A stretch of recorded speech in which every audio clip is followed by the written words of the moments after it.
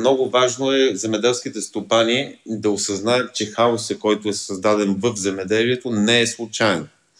То е защото вече укрупняването на земеделските земи се е получило и сега в момента с разпространяването от примерно да вземем модуларния дерматит. Съм убеден и аз говорих с Димитър Зоров, че в Северна България няма да се предприемат вакцинации, както той каза, защото той е защитава, но интересно защо само в Южна има.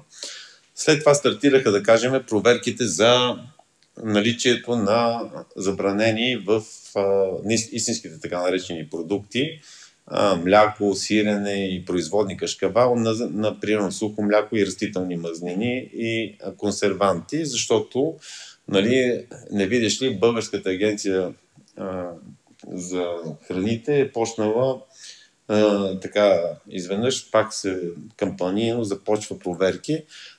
Много сериозни са притесненията как се купиха ваксините за борба с дерматита, как се появи и в кои стада точно. Тези хора не им се избиват животните конкретно с ясна цел, за да се монополизира окончателно пазара. Това напомня много почерка на Димитър Зоров, който открадна чрез промяна в закона пасищата, които бяха поддържани по разрешените по европейските изисквания методи, чрез косене и поддържане без животни. Той направи промяна в закона, както аз съм съгласен, това може да става само с животни, но сложиха едно изискване да са били регистрирани преди 3 години. Не дай си Боже някой да не си купи животни да отговори на изискването. Така вече почистваните пасища служебно преминаха към него. Всеядността на Димитър Зоров напоследък прави лошо впечатление и аз ще му дам шанс в личен разговор с него. Му обещах, че ще говоря и съм говорил с Германската агенция по стандартизация ДАП, която да му направи изненадваща проверка, когато няма съмнение, че той ще бъде подготвен, за да определим дали на пършевица продуктите наистина нямат това, за което той смята, че при другите има. Тогава, както и той се съгласи, ще бъде еднозначно доказано и тези съмнения ще бъдат махнати от обществото. Искаме много добре да се напровери също така цената, на която са купени ваксините, бройката на тези ваксини и колко реално струват. Защото считам, че са купени минимум на тройно по-висока цена. Естествено, това се обяснява с спешността на поръчката и възникналата епидемична обстановка, но това е относно животновъдството. Пчеларството, закона за пчелите и ресорния заместник министър Цветан Димитров с неговия подресор.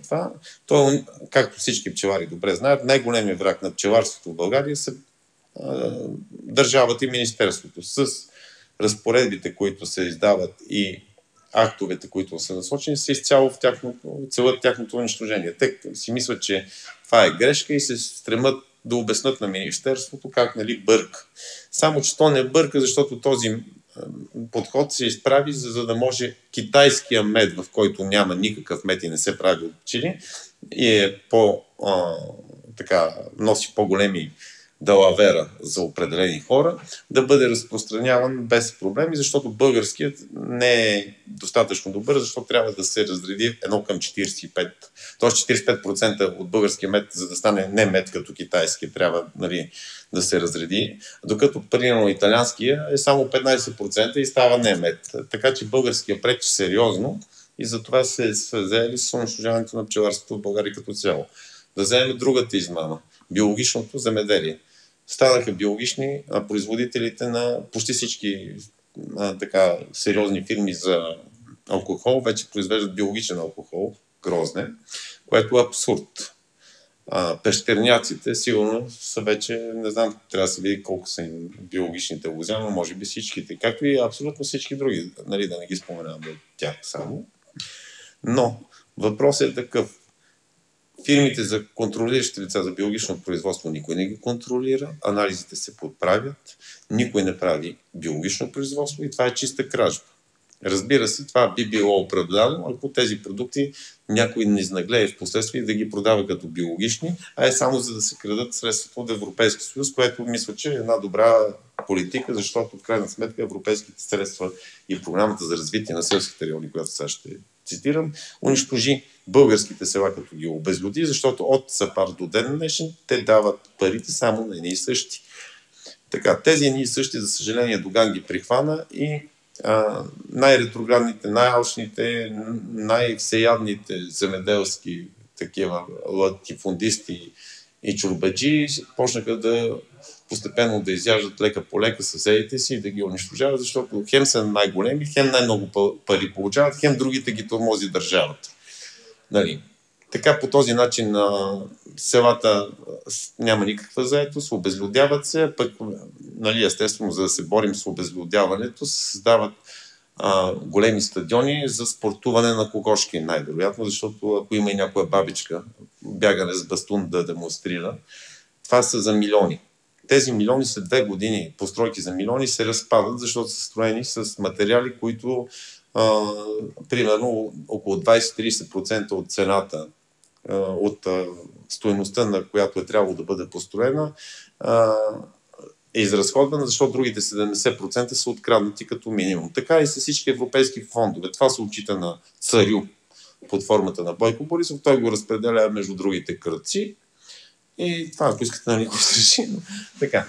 В момента в Министерство на земеделието, нали, искам да се обърна и ясно да стане земеделските производители, които с сидбооборот по-специално, с което нали, нашата асоциация има доста, с повечето и членове имат такива мерки и биологично земеделие, че рано или късно, в близката 1-2 години за биологичното земеделие, който не го прави, ще съжалява и ще връща парите, гарантирам го, защото измамата рано или късно ще спре, защото истината побеждава винаги, правилата, спазването на правилата, а не измамата като дългосрочна стратегия, винаги са по-добрата стратегия.